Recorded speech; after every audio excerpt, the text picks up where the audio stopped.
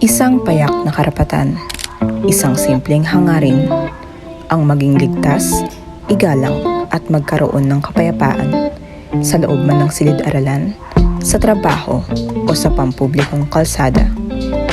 Ngunit sa isang iglap, ang kapayapaang ito ay marahas na ninakaw sa marami sa atin. Mula sa tila simpleng pambabastos hanggang sa harap-harapang pananakot na nag-iiwan ng sugat sa pagkatao. At kapag ang biktima ay nilamon na ng takot, ang mundo ay nagiging isang malaking kulungan, nakalulunod, nakalilito, at nag-iiwan sa kanila sa sulok ng pag-iisa. Marami ang pinipiling magsawalang kibo at tinitiis ang bigat dahil sa kawalan ng direksyon kung saan lalapit. Pero paano ka makahihingi ng tulong kung hindi mo alam na ikaw ay naabuso na? Gaano nga ba kalawak ang salitang gender-based harassment? Ang pang-aabuso ay maaaring mangyari o maranasan sa loob man o labas ng tahanan. Narito ang harassment sa loob ng trabaho. Excuse me po, pwede po ba mag-apply po for construction? Teka. Foreman! Foreman!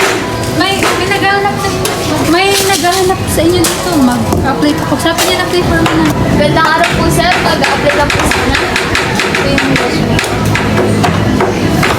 Ang background mo is kusinera. Hindi ka bagay dito. Tingnan mo ang katawan mo, ang payat-payat mo. Hindi bagay yung mga babae na katulad mo dito sa pandalaki na trabaho. Construction to. Sir, kaya ko naman po din yung kaya ko yung mga lalaki. Mas malalaki ang katawan nila. Mas macho sila, mas borta. Hindi kaya ng katawan mo magbuhat ng mga mabibigat. Di kalidad yung trabaho dito. Umalis ka, di ka bagay dito. Babae ka. Babae ka lang. Ayun na po, maghahanap ka lang ng bago.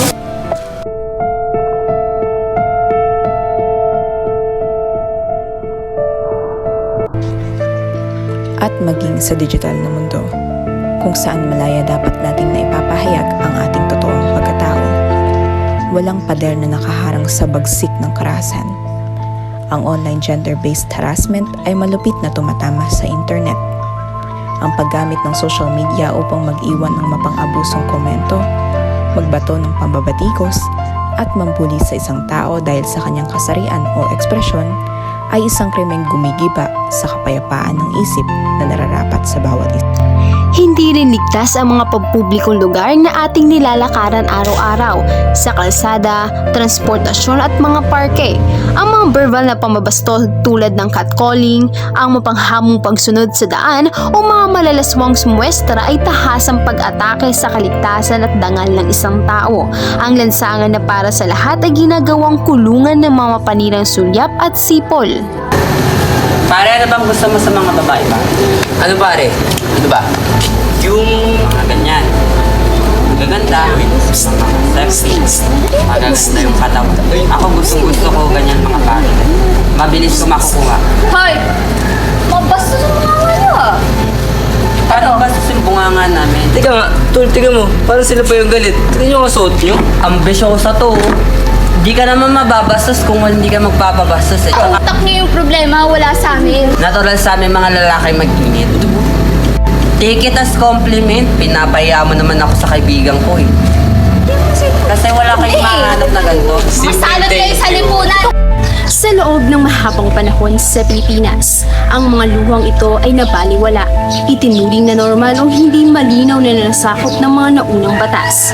Marami ang nagtiis sa takot dahil sa kawalan ng direksyon kung paano nga ba lumaban.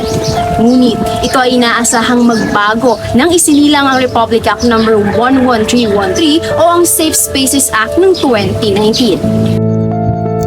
Ang batas na ito ay sadyang nilikha upang protektahan ang bawat tao laban sa gender-based sexual harassment sa mga lansangan, papublikong lugar, opisina, paaralan at maging sa online platforms.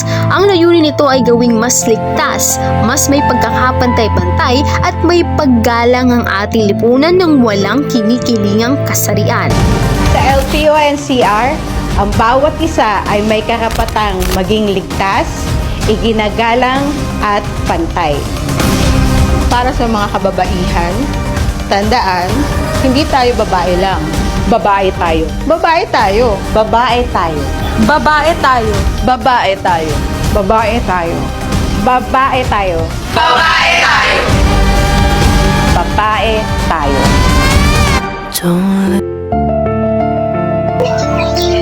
Ang harassment ay hindi kailanman magiging katanggap-tanggap. Ang paggalang ay hindi isang pribilehiyo na pinapakiusap. Ito ay karapatang binuo kasabay ng ating pagsilang.